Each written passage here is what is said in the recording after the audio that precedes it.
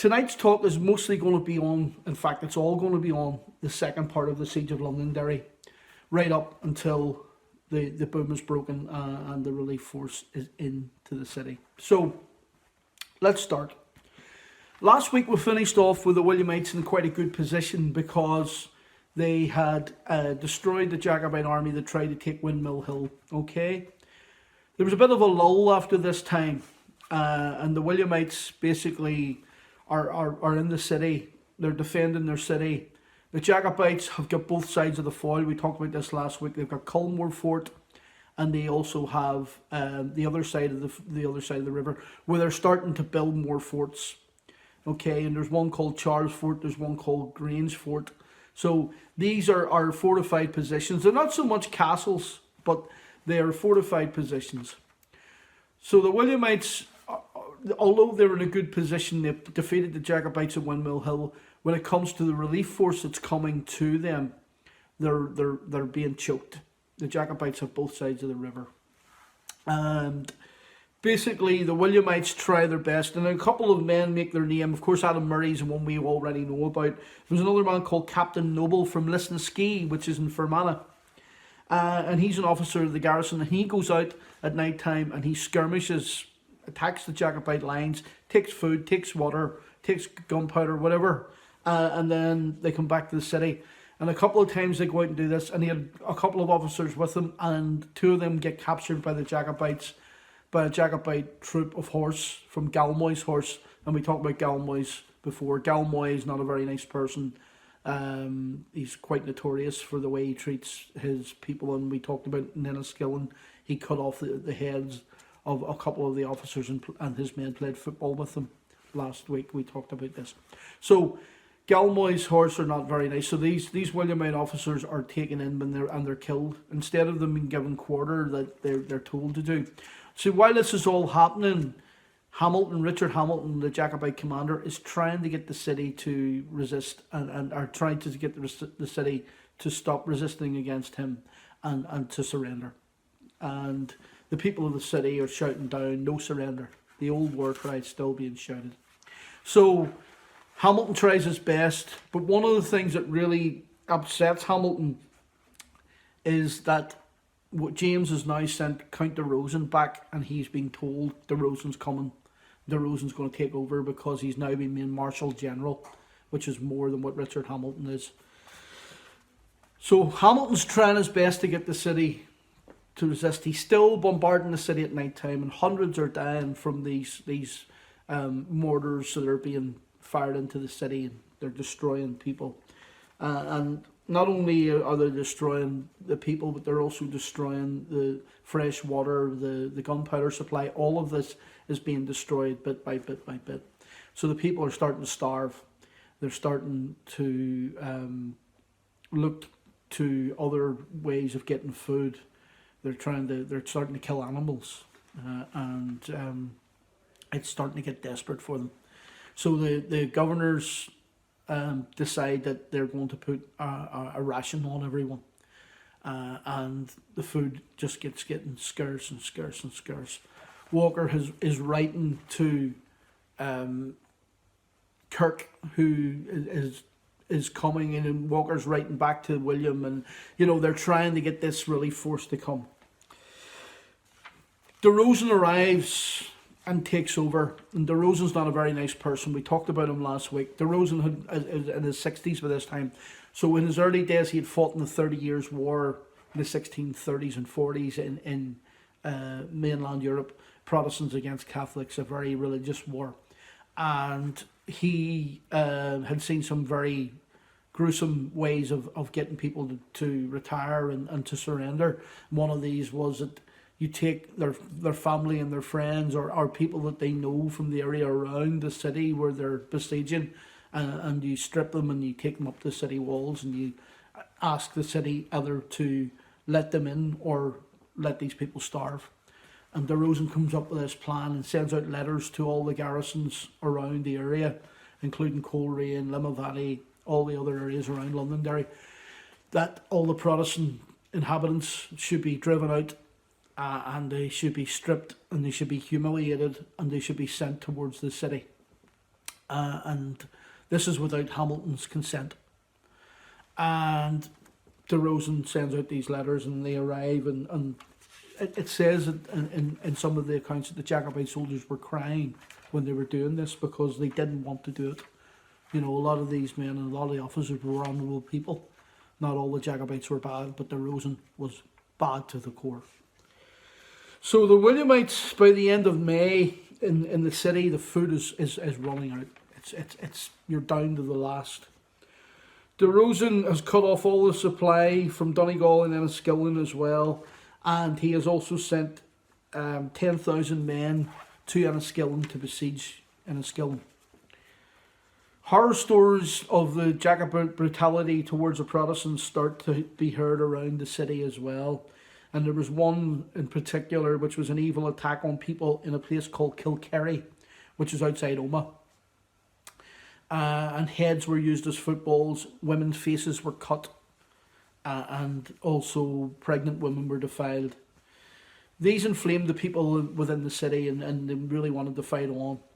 The 30th of May, the Irish artillery that James is sending, the big guns, are now moving in to Straunces's Orchard. These are 32 pounders and great mortars, so these are going to do serious damage to the city. The 32 pounders should be able to breach the walls, but the walls are built in such a way that they can even resist these guns. So Berwick looks now, he's the Duke of Berwick, that's James's illegitimate son, we talked about him. He was put in charge of the defence, and he looks at closing the foil off completely. So he goes to a French artillery expert, a man called the Marquis de Pontus, and he suggests originally that some people suggest to Berwick first, sink a lot of ships in the foil, and that'll stop the channels, and that'll make it very, very hard for people to get up. But Berwick himself understands if they take Londonderry, they're going to need supply. So they're going to have to keep this area open. So what they decide to, as De Pontus comes up with, is to make a thing called a boom. And a boom, basically, it is large sleepers, we would probably be the closest thing, railway sleepers, tied together with iron chains, thick iron chains, 3 or 4 inches thick. And holding it all together will be a 14-inch cable, okay, or rope. And this would be put across from one side of the foil to the other. Nearly impregnable, this is going to be. So the boom is constructed and is completed by the 4th of June. The garrison heard rumours then that William is sending this relief force, and this encourages him to fight on. And Adam Murray's one of the big men here. He's said that people, come on, the king's coming. He's sending a relief force. Come on, fight. And the problem was William's choice for the expedition leader is a man of he's a notorious person. And it's Major General Percy Kirk. He had proven himself. He was a similar character to Galmoy and De Rosen in the way he treats his captured. And one of the famous stories is after the Battle of Sedgemoor in 1685, we talked about in the first talk, he actually captured one of the young soldiers from Monmouth's rebels. And he says, if you can defeat my horse in a race, then I will let you go. And some way this young man actually did defeat the horse. The horse got bogged down in mud or something. And when he got to the other end of the finishing line, there was Kirk standing with a pistol and shot the young man through the head. So Kirk was not a very nice person. And his regiment were known as the Kirk's Lambs, and they used the Paschal Lamb of Christ in the centre of their flag. But this was, a lot of people seen this as a derogatory thing because they were far from lambs. They were the opposite. They were wolves. So Kirk, he gets his armies together, his regiments together. And in Liverpool, this is on the 31st of May, they're basically, they're put together and ready to go. Kirk's force consisted of regiments that were regular troops, and some veterans. So you had regiments, and his own regiment were looked upon as a veteran regiment. So you have Kirk's regiment, John Hamner's regiment, Colonel Stewart's regiment, and Colonel St George's regiment. So these were meant to be good troops, and they were coming to relieve the city. The ships were commanded by Admiral Rooke, who makes his name later on at Gibraltar in 1704, and he is a very well-known admiral of the fleet.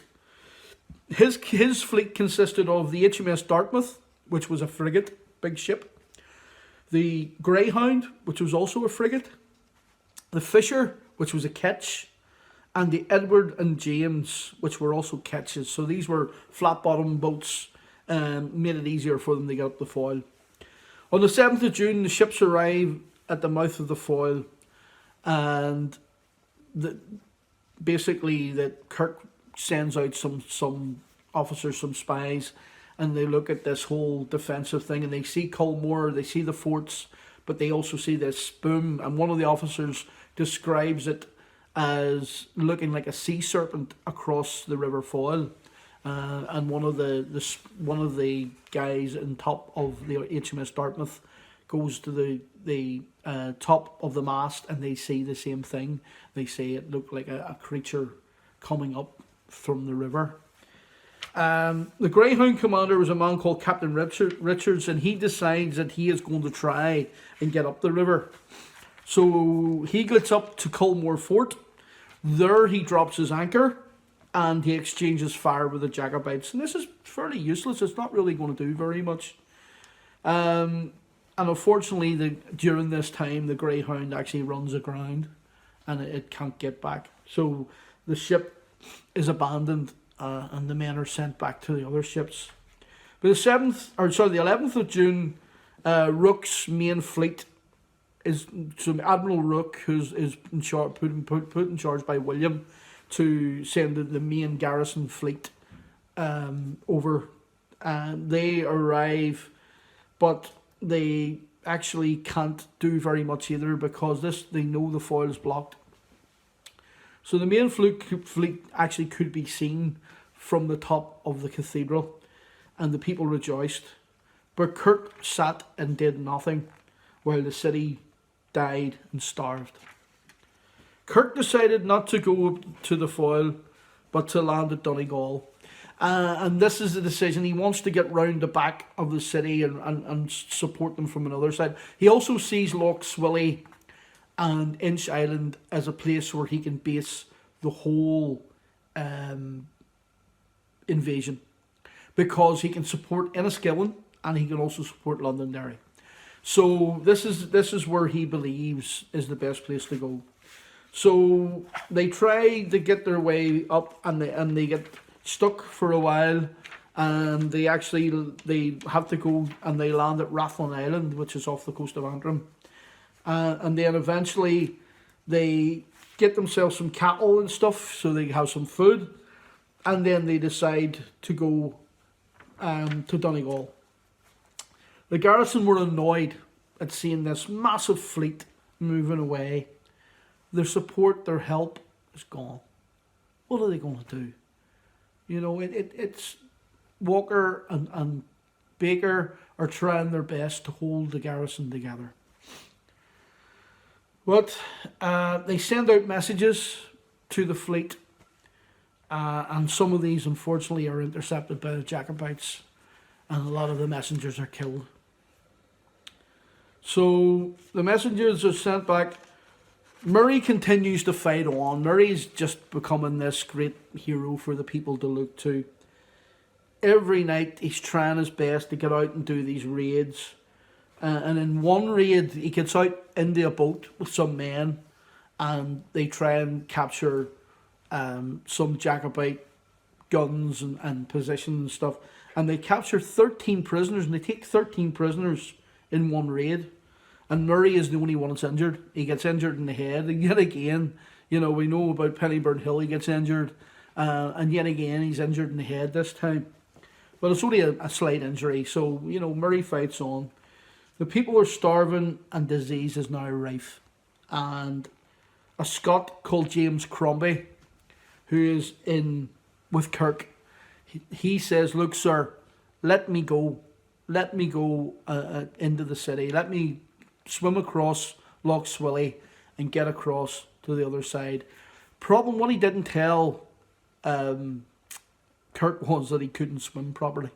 So he took another man with him called Rush, who was, they believe, was an Irishman. Might have been a Catholic. We don't know. And James Rush and James Crombie, then they decide that they're going to get themselves across, and say, I think Rush has to really carry Crombie as the way things are going. So Rush, he eventually makes it to the city, and he gives a letter to the garrison commander, but it wasn't what the people wanted to hear, because Kirk wanted to know what they needed. He wasn't just going to land his men straight away and take them to the city. He wanted to know what the city needed. The city wrote back saying to him, "Sir, we only have food for 4 days. That's all we have left." So Kirk, they're basically saying, get yourself here as soon as possible and bring as much supplies as you can. So Crombie, unfortunately, he gets across, but he gets across the river with Rush. Rush goes to the city, but Crombie stays in the riverbanks, and he gets captured by the Jacobites, and they torture him and they hurt him, and eventually he tells the Jacobites what they're doing. Rush, they write then, someone writes to Rush and tells him that Crombie's been captured.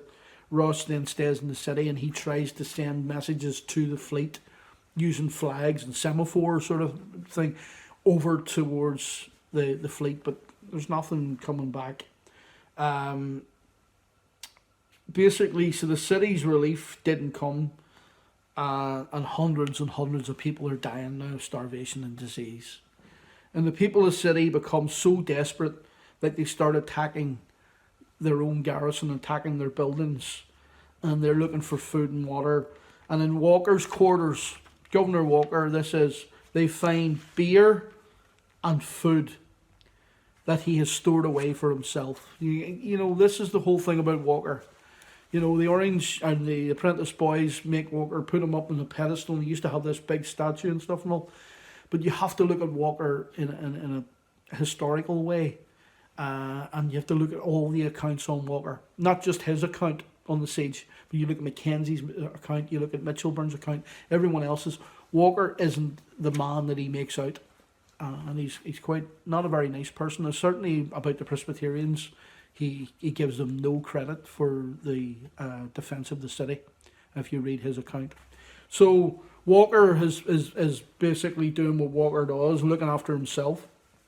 And basically the people are trying their best to get food and water, but they're starving. They're starving. And DeRozan now has sent out these letters to all these other officers and commanders that he's going to do this plan of taking the people from around the areas, the Protestants from around the areas, and driving them to the city without Hamilton's support. Richard Hamilton, the commander, the Jacobite commander's support. DeRozan goes and does this, and he takes the first 200 people, and it says there were some pregnant women amongst them who actually succumbed, so that means they died on the way. So they were stripped of their clothes, and they were driven up to the walls, and they were told to either let the people in or they would starve. And unfortunately, before they got to the walls, a lot of the Williamites from the walls opened fire upon these people because they thought they were Jacobites. And for some reason, obviously from a lot of people would believe it's God, the only people that are killed are the Jacobite guards who are bringing the 200 Williamite or 200 Protestants up to the city. So they say it's God's providence over the support of the Protestants. But the next day, 1,000 more refugees, Protestant refugees, are being driven up to the city again, humiliated. And the Jacobites, we were told the Jacobite garrison, the Jacobite soldiers who were asked to do this task are crying. They don't want to do it.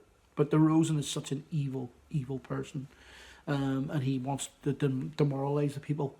Hamilton is dumbfounded by this because he's trying to get the city to surrender without any more bloodshed. He doesn't want the people to be demoralized. He wants them to think that he's their friend. But what DeRosen's doing is the opposite. He's making more and more enemies. So Hamilton writes to James. James himself is very upset by DeRosen and DeRosen's actions because James wants to be king again, and he wants to be king of Protestants and Catholics. And there was also Protestants amongst the Jacobite ranks too. And these men were very annoyed. So DeRosen is really upset. Not only Hamilton, but upset James. And DeRosen, then James writes to DeRosen basically telling him to stop. And during this time, it's, as I say, more and more people are dying. And unfortunately, one of the people that dies is Governor Baker. Governor Baker's been out in the walls every night, checking if people are okay. He's been out with the garrison officers. He's been out in the rain and the wet. And he succumbs to this, and he gets a fever, and he dies. Probably of pneumonia. That's what we would say now, probably of pneumonia. And Mitchelburn, who was one of the garrison officers, is then made the governor, along with Walker. So you have Mitchelburn and Walker the governor. Baker's regiment now becomes Skeffington's regiment. And Hamilton, the Jacobite commander Hamilton, is trying his best to make amends for what DeRosen has done. And he sends more letters, and he sends more basically into the garrison and apologising for what DeRosen has done. But he asks the people to surrender again, and the people shout, "No surrender" again. So now the people are starting to eat the animals around the area. So you've got horses and cats and mice, and all these people basically they're starving, so they're having to eat whatever comes to hand.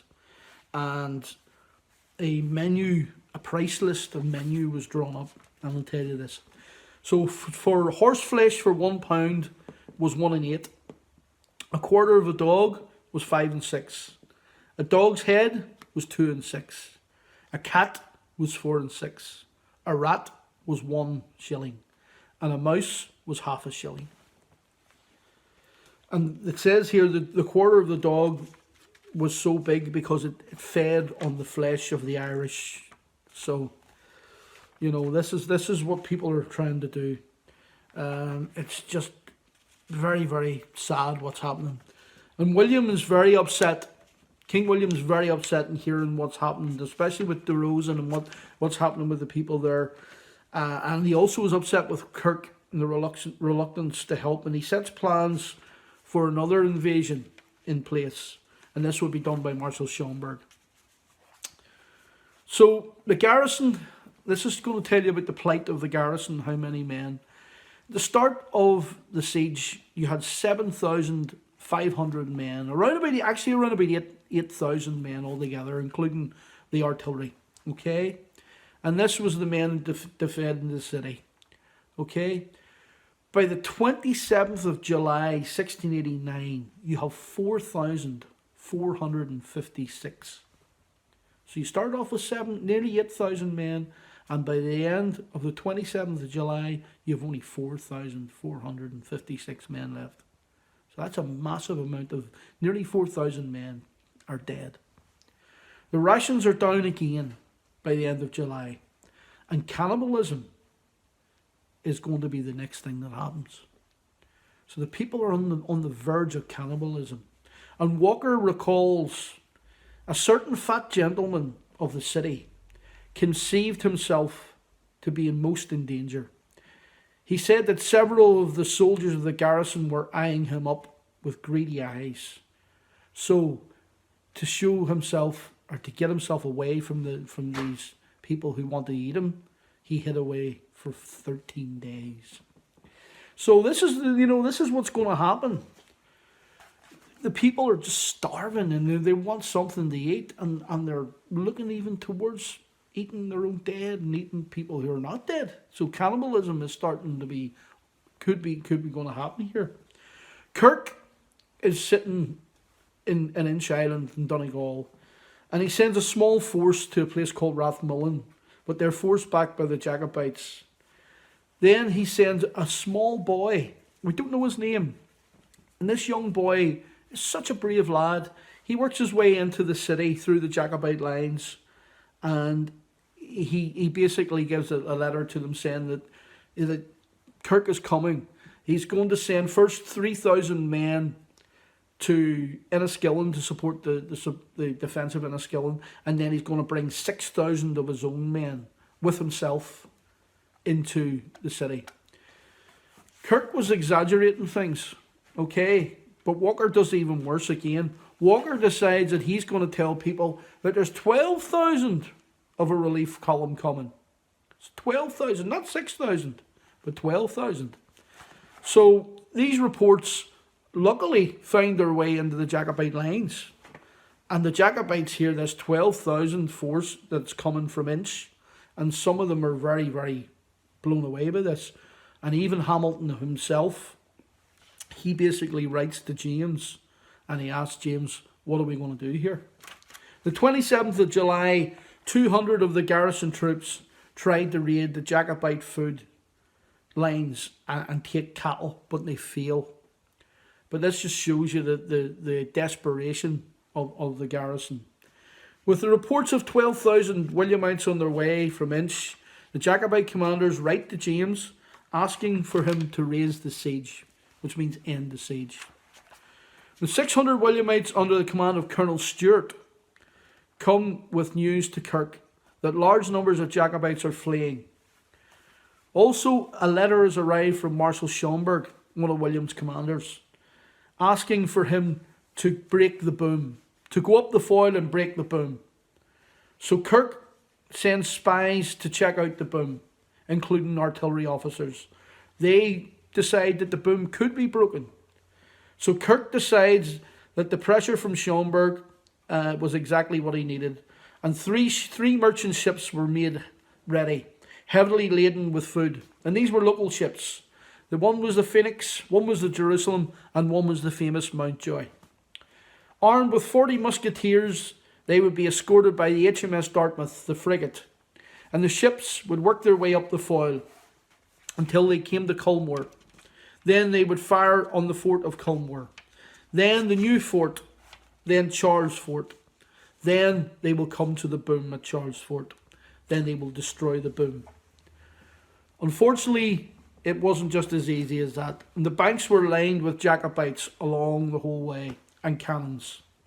The people of the city seen this fleet, and they flew the crimson flag. And this was Mitchelburne's bloody rag.